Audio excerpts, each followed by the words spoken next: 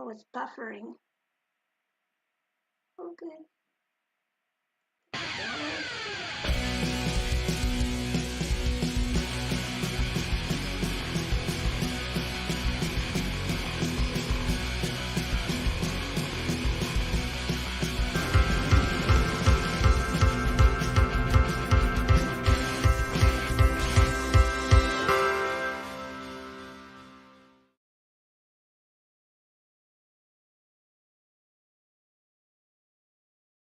The Spirit Sessions of View the Light. I am so excited for today. Bex Marie is on vacation, and Rhonda is learning a new skill. But knowing Rhonda, I bet she's teaching just as much as she's out there learning, and it's going to be exciting to hear about that when they get back. Welcome to Spirit Sessions of View the Light. Go to YouTube and subscribe and share it out. Go to our page, Spirit Sessions of View the Light on Facebook, and join us. And then on the podcast, we'll be seeing you soon. So I'm not alone, though. You see, it looks like I'm all alone, but I'm not. I have a co-host today, and it's one of my wonderful and beautiful friends and author of Activating the Flower of Love. And I'm going to introduce her now. Yay, it works. Welcome, Kim. Thank you. Yay, I'm so excited and honored to be a co-host again and to share sacred space with you and our beautiful guest of today. So I'm excited. Yay. So today we have Rachel Goodwin, and I want to tell everyone she's the one who introduced me to Sarah, and it was so emotional that even now sometimes when I hook up with Sarah, I am crying my eyes out, and it's been the most wonderful thing. Kim, what are you looking forward to about this conversation? I'm really looking forward to seeing what sparks and what her guidance is for the next year that is to come, but also for this time and space. Because I think when I connect with Sarah, she has an empowering message that we can all use, and I'm looking forward and also sharing sacred space in co-creation. So, yes. Woo-hoo. Okay, let's bring on Rachel Goodwin. Rachel, welcome to the show. Thank you. Yeah, I'm so excited. I'm like halfway through your that little book of Sarah, and so I've been reading that, and it's been exciting and inspiring since the first day you introduced me. Julie Diane, welcome. And so my first question that I really want to know about, and it's a conversation between all of us, it's not just a spot-on interview, it's a conversation. How did you come to be the one sharing Sarah with us? You know what I mean? How what was your life like before, and what was that day like? Well, yeah, I was kind of catapulted into it, really. I grew up like not as a spiritual person in any sense of the word. I think I would have described myself as an atheist probably when I was a teenager.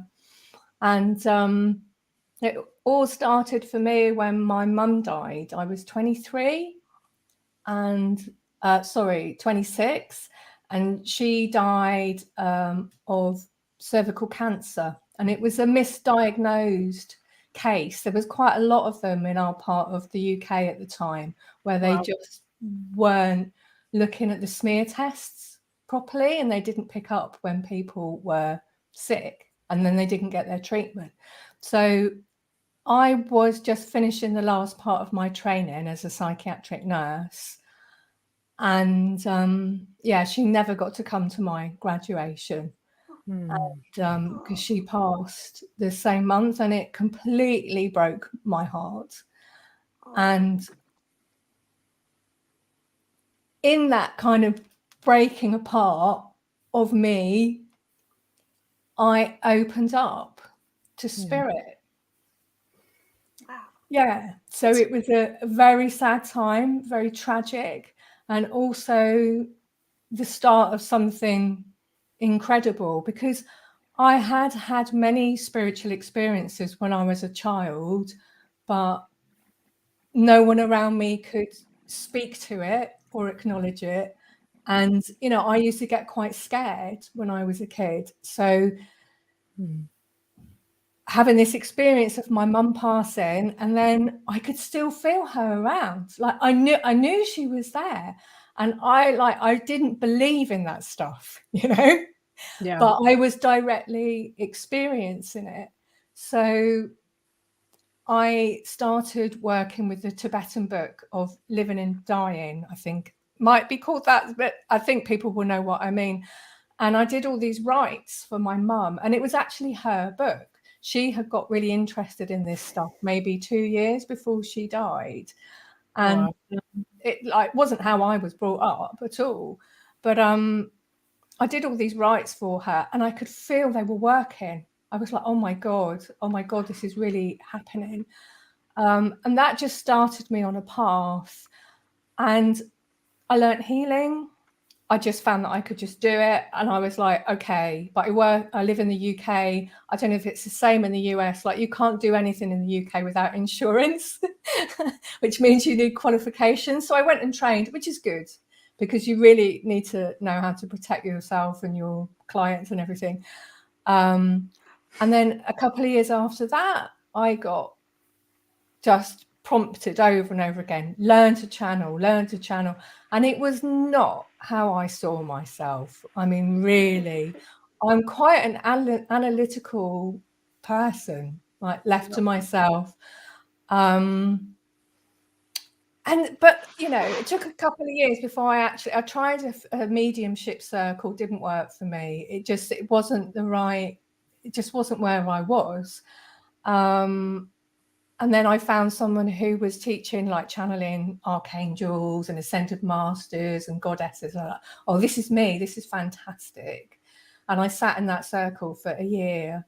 And during that time, I was running a class. I just got back from Hawaii, from the Big Island.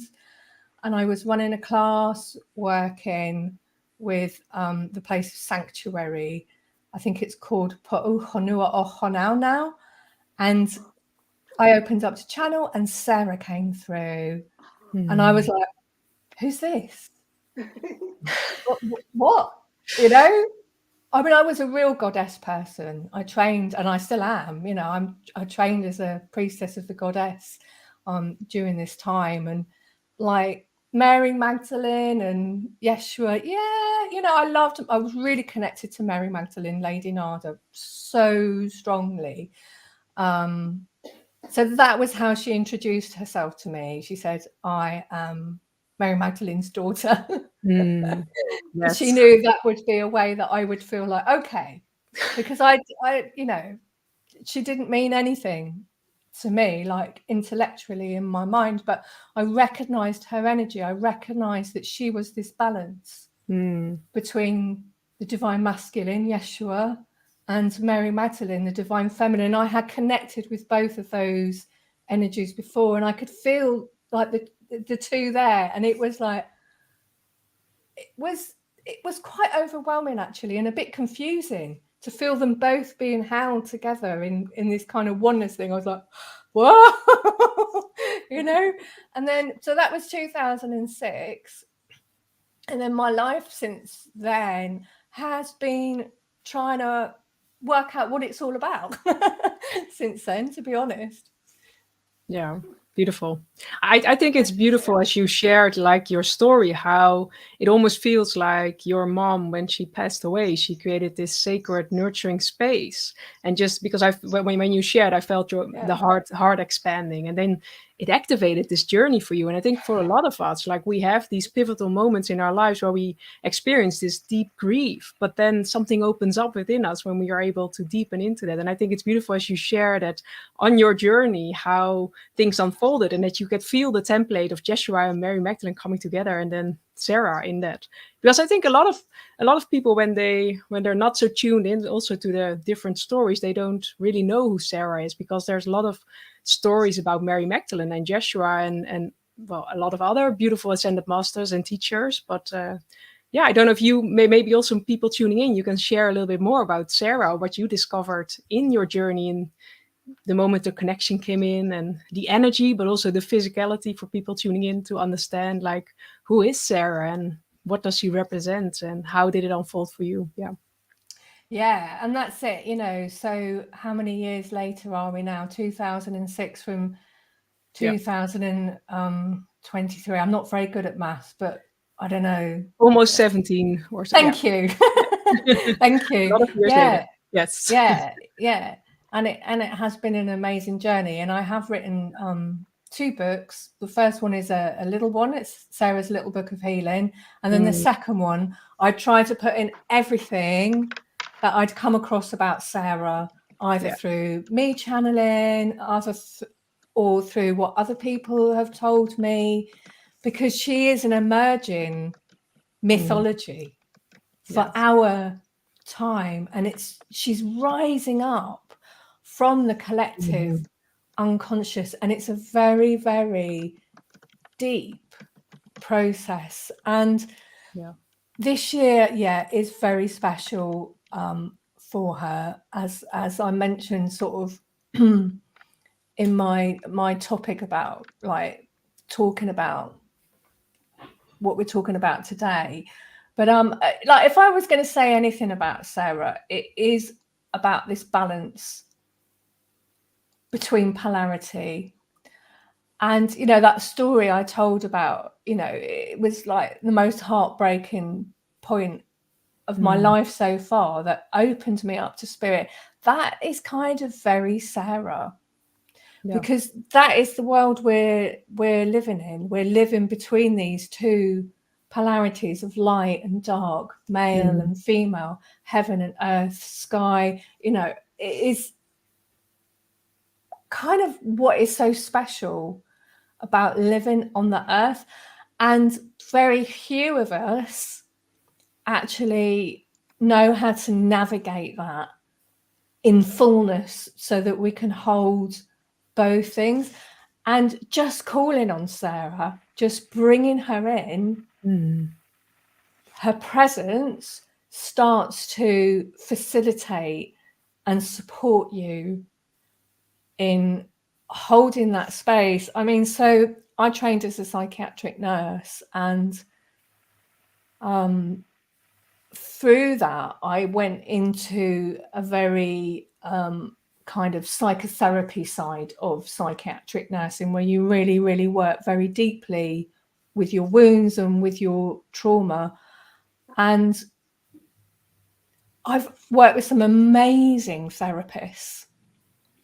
And the best therapists I find, when you sit down in a room with them and they hold the space, you can suddenly feel all the stuff inside yourself that you couldn't feel before, because you needed to be held. You needed to be held. Mary Magdalene also does this. And Sarah has kind of learnt that from her mother. Her mother has passed this on to her. And so when I first met Sarah, I kind of thought of her as like, wow. So whenever I need a therapist in the room to create that holding space, I just call on Sarah. And suddenly I can feel everything that I've been disassociated from and wasn't ready to work with. And I don't mean like you feel everything. You don't feel everything. You know, it's only what you need to feel at the time. But it's very loving and very, very deep, her energy.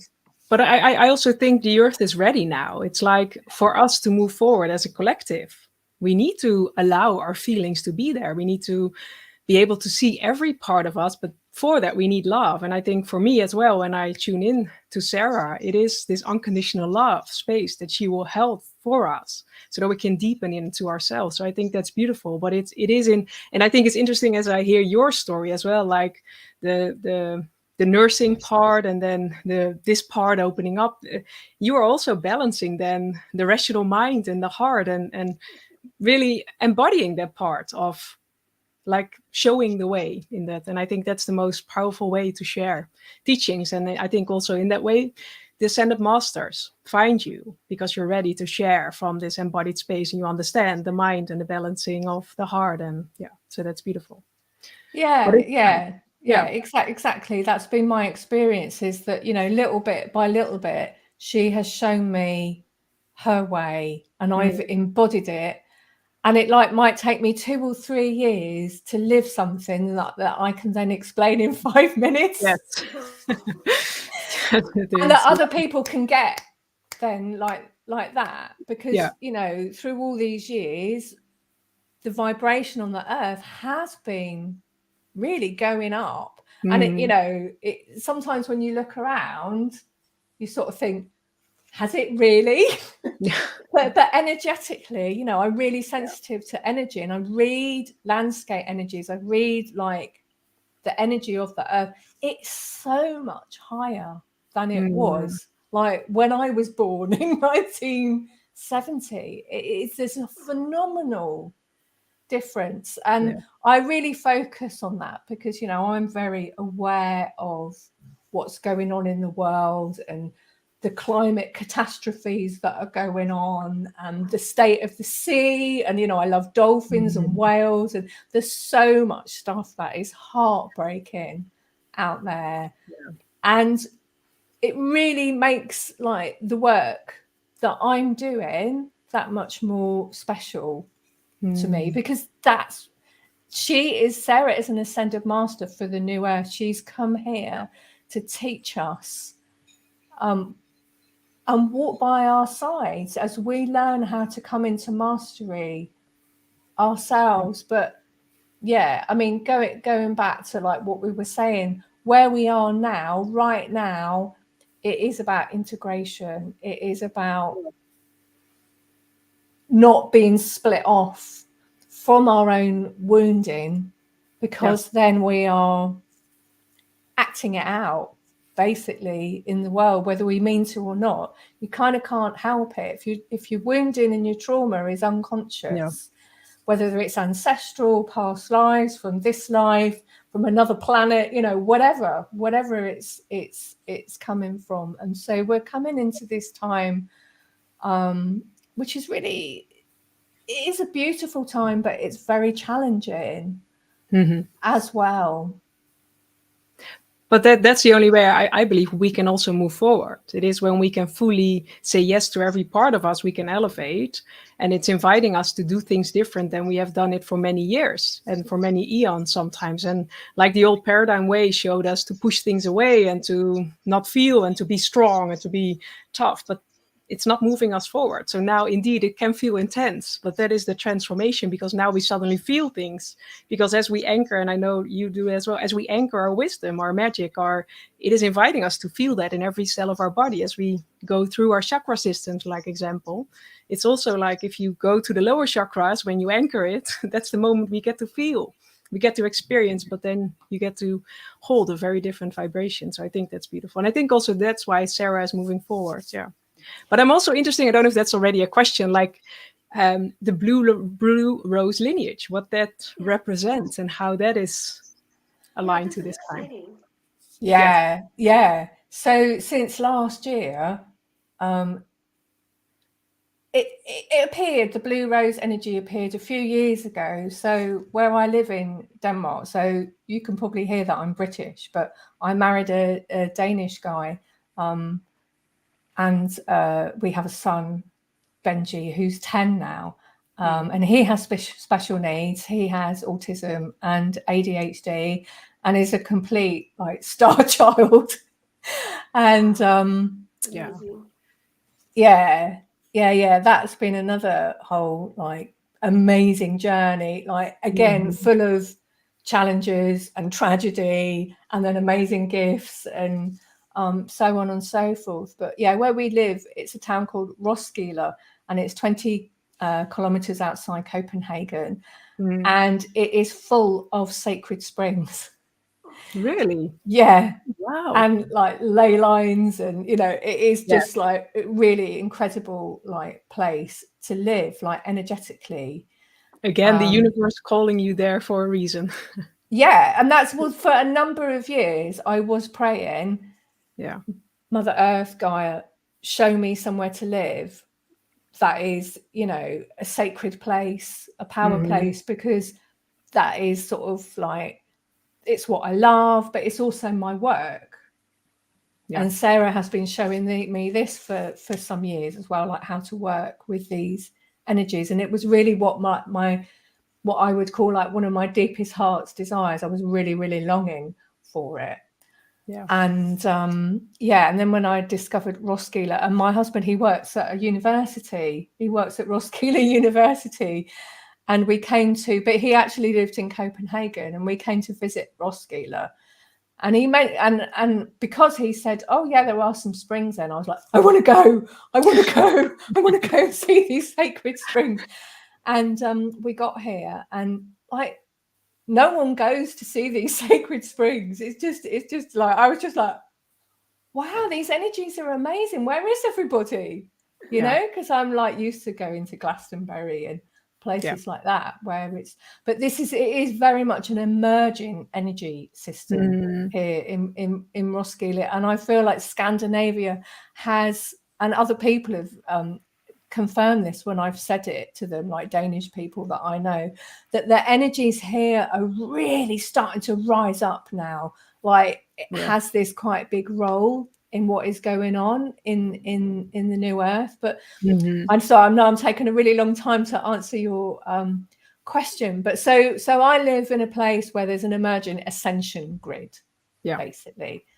And for the last like 9-10 years, I've been working with the energy here, and other people coming in and us working with groups together where we're healing and clearing certain, places where there's been tragedy or violence, or things have just got stuck, or, there's been dark stuff, whatever, we've been working with that. And then a few years ago, there was a point that opened up. So I live opposite a park that's just full of like sacred spring water that's running through it. And a portal opened up for the blue rose. And I didn't know what it was at the time. I was out for a walk in the evening, which is unusual for me because I'm usually just really tired. An hour of Netflix is usually enough what I can manage by the evening. And but this evening, I think I'd been working all day and hadn't gone out. And I was like, oh my God, I've been working all day. I haven't gone out. And now it's dark. So I have to go out for a walk. And I went out for a walk, and I was just transfixed by Venus. Wherever I went, Venus was there, and I just couldn't stop looking at her. And then I walked around these ponds that are full of spring water, and I got to a point where there's normally a bench, but it had been moved at this point. I think they were replacing it.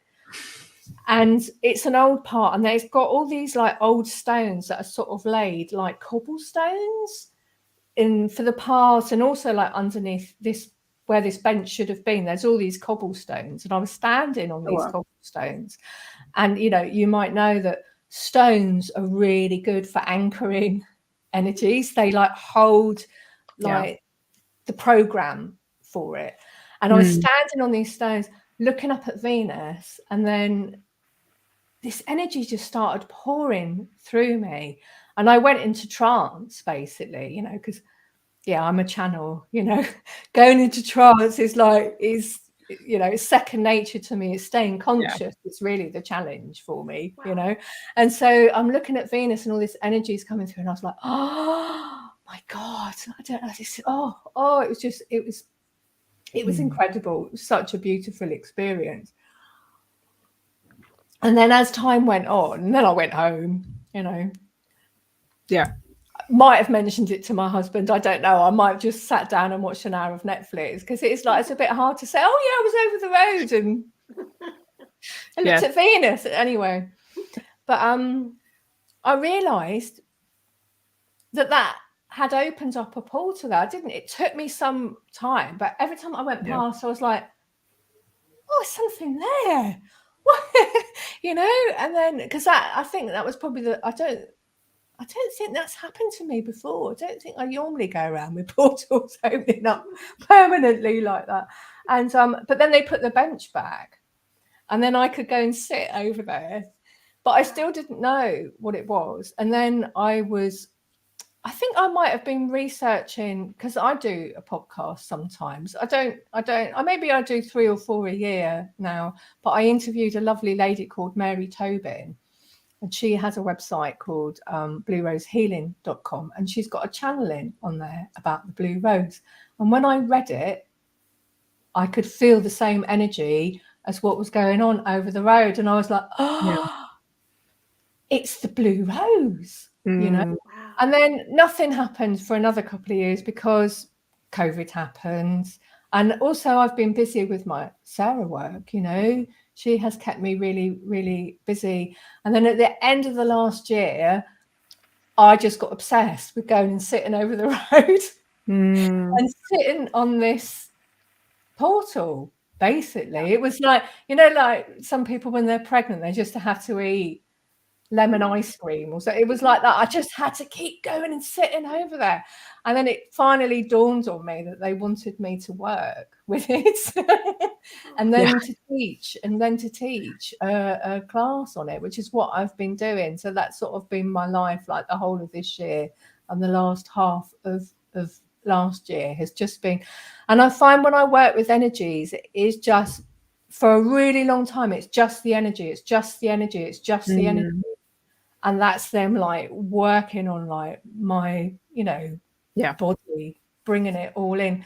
And then I get the information and then I get what they want me to teach people. Yeah. But most of the time, I don't know how that's for you, Teresa, as well, but most of the time we receive the energetic download. And then in divine time, we get to understand it with our consciousness. And I think it's beautiful as well, this blue rose portal open up, but it feels like there were some activations that needed to happen or whatever. And then suddenly the awareness came like, this is what it is. But you're already getting acquainted with it. And I think a lot of people tuning in will understand that sometimes the first initial spark will be there, but then it takes time to understand, like it's like the puzzle pieces falling together. So I think it's a beautiful example of, and also just sparking this interest or something. You standing on this place, this bench being away, I think, wow, yeah.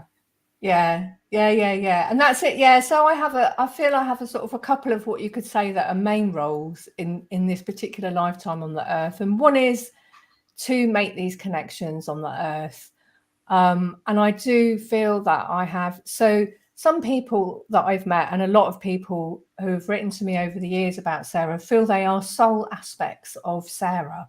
And I've never felt that about myself, but I have had a very strong knowing that I'm part of that lineage of Sarah and Mary Magdalene and Yeshua, and have this like DNA ability to do this stuff on the earth. So that portal that opened up over the road, I make essences from it and I send that out to the people that do the Blue Rose trainings, and it is incredible. It is just so powerful. And I know it comes through me, but I don't sort of feel like, oh, I did that. You know what I mean? It's like, this is because of like, you know, I've in this lineage, basically, these things, and I have like that capacity through my DNA for these things to happen because of the energy system that I've got. Yeah. Beautiful. Oh, cool. Oh yeah, and then the other thing is, like, since I was a kid, I've always been like this.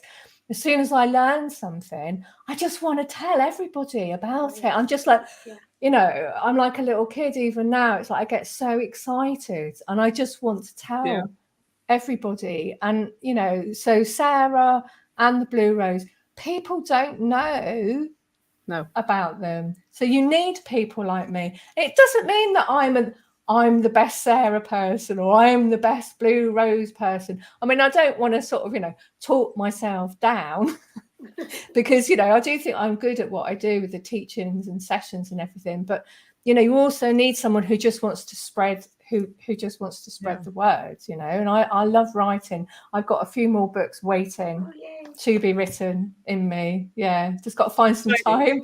Yes. And I think, yes. Oh, go ahead. Let me just explain and then you go back. I'm wondering if you have like a meditation you can give us, like a 5 or 10 minute meditation to meet Sarah or to meet the energies of the Blue Rose, or you want to pass? Yeah, no. What I will do is I'll open up to Sarah and I'll see what she wants to do. Because I usually find that's the best. Yes. that's the best way. Would you like me to do that now? Okay. Yeah. All right then. Does it feel right? I mean, I was just getting excited about what we're talking about. Let's let the audience experience this. Yes. Yeah, no. I think that's really nice. Really nice moment to just pause and just let those energies come in, and then people, because actually, you know, we can talk and talk, but until you get a chance to experience it yourself, that's how you connect, isn't it? It's not through the rational mind, the conscious mind. All right then. So I'll go quiet for a few moments and then I'll tune into Sarah, and I don't know whether I'll be channeling or telling you. We'll see what happens.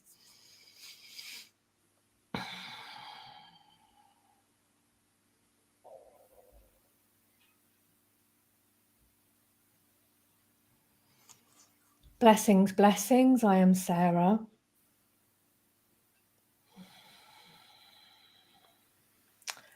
I would invite you to place your hands over your heart.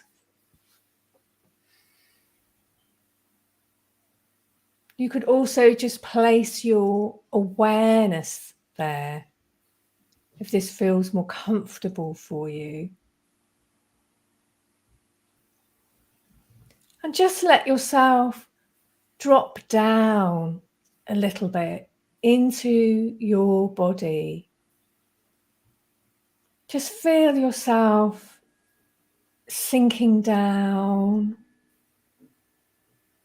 and resting in your body, which is actually the cradle for your soul, the expression of your soul in this lifetime.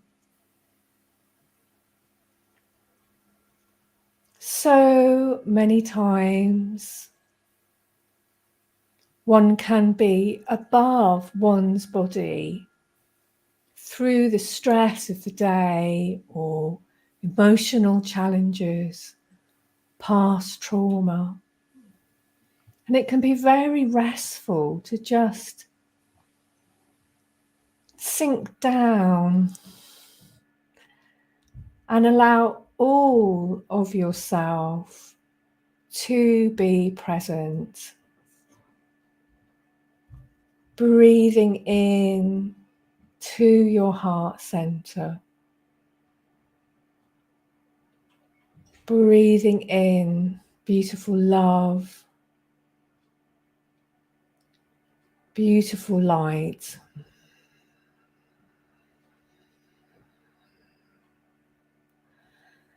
And a way that I teach is one of embodied ascension, where you can integrate all that you are, your divine spark, your higher self, your soul, your mental body, your emotional body, all of the different energy bodies coming into the same place at the same time, becoming vibrationally aligned. And this is where humanity is heading towards. This is the way of the new earth, embodied ascension for humanity, where you are fully conscious of your own divinity in a way that's integrated, in a way that is stable and grounded and anchored.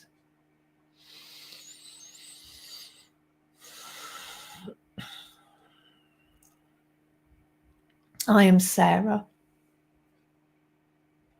and these are the words and the blessings that I wish to share with you this day. Blessed be, blessed be, blessed be. Amen.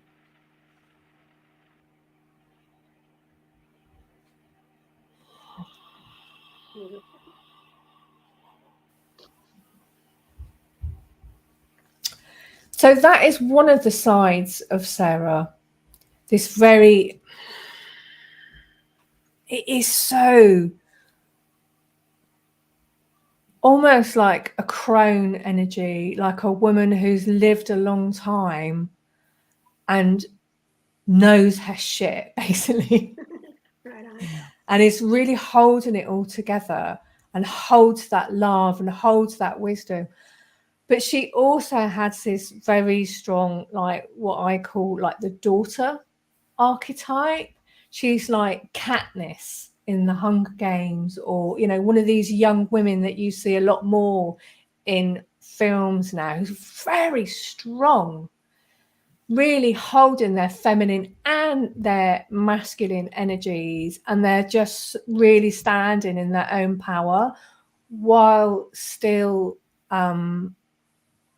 staying in touch with their emotions. They're allowing themselves to be vulnerable still. So there are all these different sides to Sarah. And then there's this whole thing with the blue rose. And so for anyone who's not heard of the blue rose before, you can hear like titles like the Order of the Blue Rose or the Lineage of the Blue Rose. And if I was to put it in a nutshell, I would say this is an ancient order, a divine feminine order, but of men and women. There's still men in it because we also have, we're all divine masculine and feminine in different, you know, quantities. And it's very cosmic. It's really aligned to the stars, to the ascended Gaia. So we're not separate. We're not separate. And Venus has a big, big part to play in this. Venus is closest to us. There's other, like, you know, planets and stars like Sirius and the Pleiades, but Venus is the closest, and she kind of draws those energies in and then transmits them to the Earth from Venus. And it's really kind of grown out of Mary Magdalene, Mother Mary, Melchizedek, Yeshua, and then Egyptian energies like Isis and Hathor and Bastet. And it's a big lineage. There's so many more, you know, I could just keep on saying names. And when you start to work with the energies of the blue rose, you are woven into this lineage. And, you know, their first job with us is really to get us back to being ourselves, because we've had so many lifetimes of suffering, of being exiled, of being tortured, of being burnt at the stake. You know, it just sort of goes on and on and on. And we need to like overcome, and like, you know, I mean, I've been doing this work like for years, and I'm sure, like, you know, a lot of people listening are going, yes, yes. And they're really taking us and going, and we just got to move on from this now, because the world needs you. You're really important, and not to get inflated about it, but to realistically realize what I do, my inner promptings to do this deepest heart's desires work with my psychic skills, with my energy healing skills, with all of my metaphysical stuff. This matters. This is going to make a big difference in the world, each one of us kind of drop by drop. So I would say right now that's their biggest, I wouldn't say that's their overall purpose, but at the moment that is their biggest sort of mission, is to get us comfortable and being okay with who we are, because we're not getting that from the society that we live in. We're not acknowledged, we're not respected, Right. we're not understood, we're not seen, you know. And yet when you feel the lineage of the blue rose, of which Sarah is also a part, oh my God, they're so beautiful. And you feel so loved. And yeah, I've been doing a 4-month training this year, which finished in July, and then I'm starting another one at the end of August. And it's like I get the feeling that Sarah, in her lifetime as Sarah, which is not the only lifetime that she's had, there was some real intense loneliness for her in that lifetime. And now she's kind of at the center of this lineage because she's one of the new ascended masters, and it kind of represents like the younger people that are coming in to take it on from the older ones who've, you know, they've done their time, they've done a really good job. It's like the younger generations coming in with a new energy, and she's so loved, and it's like I can feel that so deeply in myself, this love that she is experiencing as well. Oh, wow. Because, you know, she's an ascended master, but there's also this very human thing with her, and it makes her very interesting to work with. And again, you know, a lot of people have confirmed this for me, because, you know, sometimes I do think, is it just me that thinks this? But Sarah is very present in the etheric, which is unusual for an ascended master. They don't tend to come down that low. And really the etheric, it is the physical. It's as close as you get to the physical without actually being materialized into matter. She's in the etheric, and that is because her role is so key at this point in our evolutionary time. I've done a lot of stuff working with her energies, and it has been a gradual descent into matter.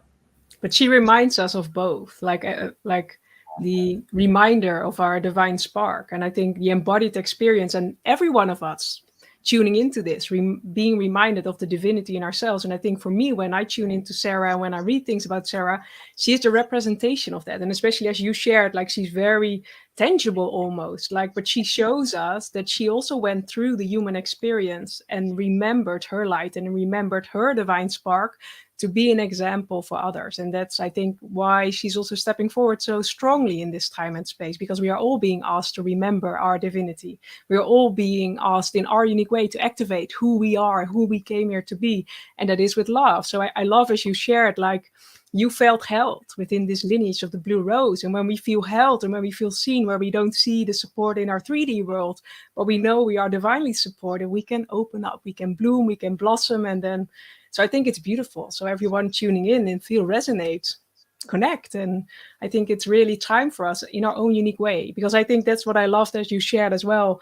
Like there are, you shared, like there are many people sharing about Sarah, but I think it's beautiful because everyone is sharing it in its own unique way. And some will resonate with the words coming through you, and others will resonate with others. And I think that's like, we need this energy in this time and space on Earth. So it needs to come through in many different forms, in many different ways, so that everyone can connect with it in its own aligned way. So I think it's beautiful, because you're also hosting like a free class where people can tune in. I don't know if you want to share a little bit more about that, but yeah, I am. Yeah, I'm hosting a free class on the 17th of August, where I'll be going through the work that the Blue Rose lineage are doing here.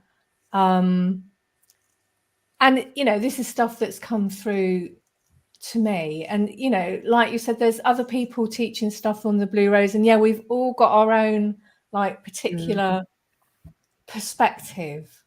yes. And we're all seeing like different sides of it, and which is beautiful, you know, because it's all part of the hologram, it almost feels. Yeah, exactly. And, you know, I am very much a metaphysician.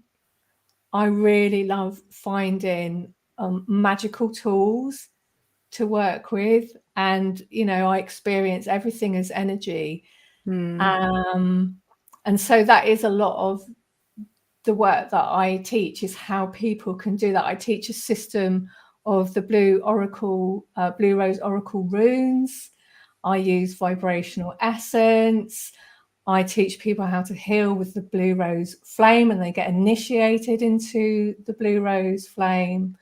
How to work with herbs, and make vibrational essences for the blue rose that you're called to. There's just so much of this kind of it's a structure and form that you can learn, but then you're very free within it to use your intuition and your deep instinct in how to make that happen. But yeah, I mean, just going back to what you were saying there, and I really love that you said that. So when I first started connecting with Sarah in 2006, I could find nothing about her, nothing at all.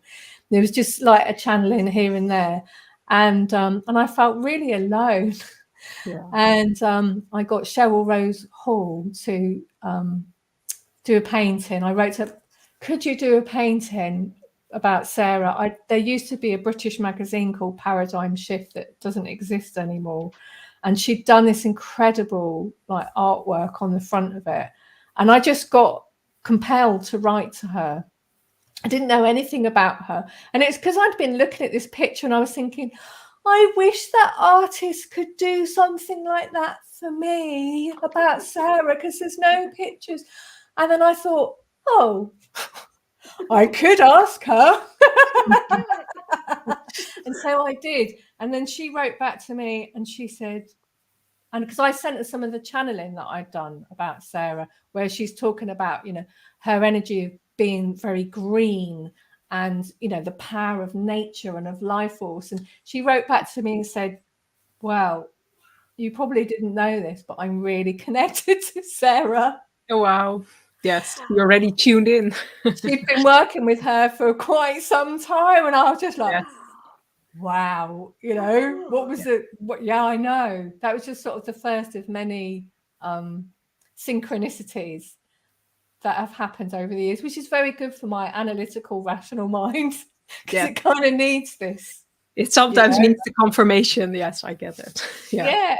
So back then there was very little around, and like now it's really starting to open up, although of course there are still like the majority of like the new age world doesn't know about Sarah, but I think it's going to quite soon. But it's really lovely now that I'm not the only person, and it also means that I'm not the only person that has to talk about her. I feel a bit more freed up now to do my bit. Oh, I get it. Instead of having to try and sort of cover the whole of it for everybody. And that's really nice, because I'll be 53 on Wednesday. And I'm like, oh, I don't have to carry quite as much now. Yeah. Yeah. I love that. Yeah. We're reaching the end, and we still have a couple of more questions that are the hard ones that we put at the end of the show, because they take a little intuition and thinking and stuff. So the first question is you're out to give a speech or something, and there you are, and you're walking across the stage and you're shimmying, and they're playing your song as you're walking up to the podium, and you're feeling your strength coming in and everything. What song are they playing? Oh, wow. Well, that is quite a tough one, because I've got such a bad memory for the names of songs. Let me just tune in for a moment and see which one comes to me.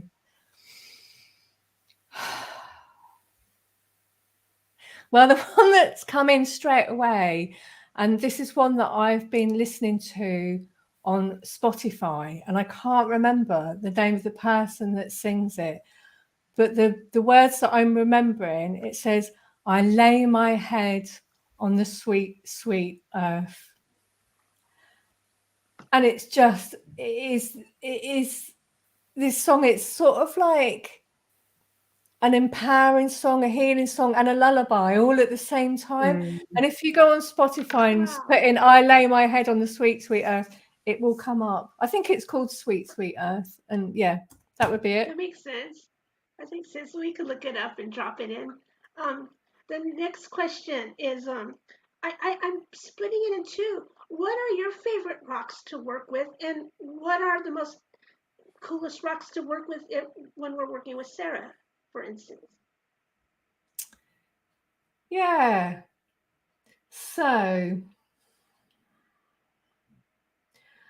I'm a bit, so my son, he, like, if I say to Benji, like, what's your favorite pudding?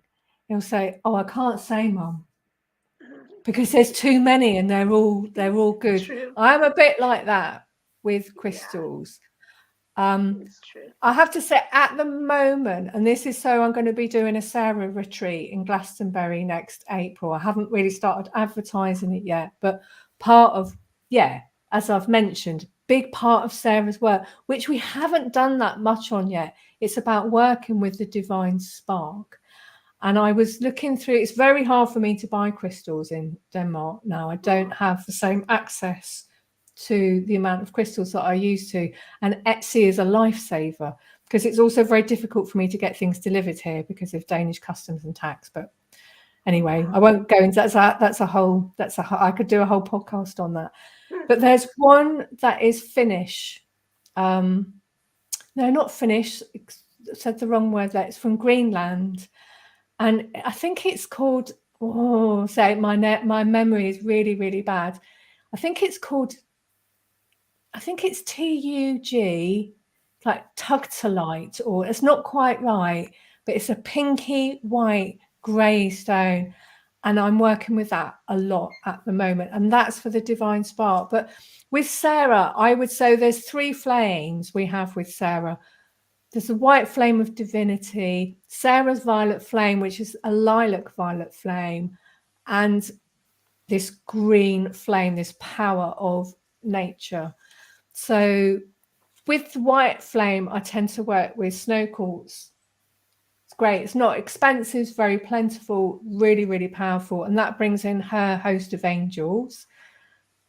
Then with the lilac violet flame, I'm really bad at pronouncing things. Lepidolite or lepidolite. Oh, yeah. I go lepidolite. I don't really know.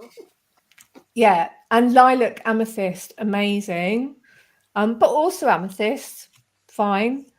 And then with the green energy, bloodstone is really good. You get bloodstone that's really green and lovely, but also jade, also peridot, anything green, to be honest. But those 3 are my favorite. Awesome. I got some of them. How about you? I love it. Yeah, beautiful. Yeah. Also the spark. I think that's where we. Yeah, I love that, anchoring the spark within ourselves and the divine spark. So beautiful. Yeah. And then the last question. It's optional. You can kind of go with it or not. But it's basically as a form of soft disclosure. Have you ever had any extra dimensional contact? I mean, to me, Sarah almost counts too. But really, have you ever seen anything in the sky or had any experiences of missing time and stuff like that? I mean, when I was a kid, I was actually I was really, really crazy about reading science fiction, and I used to be looking for UFOs all over the place, and I didn't see one, and I was really gutted. And then when I got older, I just sort of forgot about all of that. And, like I said, quite rational, analytical person, and then got into all this spiritual stuff, but I couldn't really get into all of the sort of the extraterrestrial stuff. And then bit by bit, Sarah kept dropping in the Pleiades all the time. She has a really strong connection to the Pleiades, and she's actually given me a whole healing system to work with that I haven't gotten through yet. Wow. But because I do teach, I did bring through like an initiation system, a bit like Reiki, for working with Sarah and her host of angels. When I teach other people how to do the initiations, it is this incredible initiation with the Pleiadian, specifically coming through Sarah's vibration. And they receive that. There's this incredible island called Iona. It's like a little postage stamp sized island in the Western Isles, off Scotland, and there's this little hill on it called Dun and on top of there, and that's where you get the initiation. You're standing on top of Dun getting these Pleiadian energies coming through. It is so profound. So, and you know, like the portal across the road, like Venus was pouring through. So I really experienced the stars and the planets as energy beings, rather than sort of, I mean, there's an Arcturian portal that opens up in another place in the ascension grid where I am. So it's like I experience all these bigger energies, that are really vast, and it can be a bit overwhelming. I have to really work to stay grounded. I swim in the fjord a lot and go to the forest a lot, try and keep myself here. So I think it's not for nothing you live in nature. To anchor that. Yeah. And I was looking up the song. Can it be of kinship? Is that the song you mentioned, Where I Lay My Head? No, I think it's sweet. I think it's sweet. If you put sweet, sweet earth in, I think that will bring it up. Sweet, yeah. Otherwise, we'll put it down. Oh, sweet with earth, carry tree. But I will have to. But I would have to check on my Spotify account. Do that. So, if people want to subscribe for your free class on the 17th of August, how can they find that? Well, the easiest way is to go on my website, which is rachelgoodwin.dk because I'm in Denmark, and go onto the Blue Rose page, and right at the top it says free class 17th of August. Just sign up there. Great. And your 2 books, where can they find them? They're on Amazon. Amazon. Okay. Yeah. Great. Excited. So everyone tuned in to this. My book is on Amazon as well. Activating the Flower of Love. So but we'll talk about that another time. Yes, beautiful. Thank you for sharing the transmission and for this sacred conversation. And yes, for the guests. You're really welcome. Thank you guys. Yeah. I had a beautiful time. Thank you, Rachel. Thank you, Kim. Thank you, Sarah. And thank you, the lineage of the Blue Rose, making it down through today for us. You know, it's really beautiful. And so Rhonda will be back next week, and the tech will be back to normal and everything. And Rachel, I hope we can have you on again sometime. Yes, I'd love that. Thank you very much for having me. It's been great. Thank you. And so we say Bio con Dios, or we say namaste, and we love you, and continue to follow your heart. And let me find that banner. I forgot about the banner, guys. Thank you, everyone.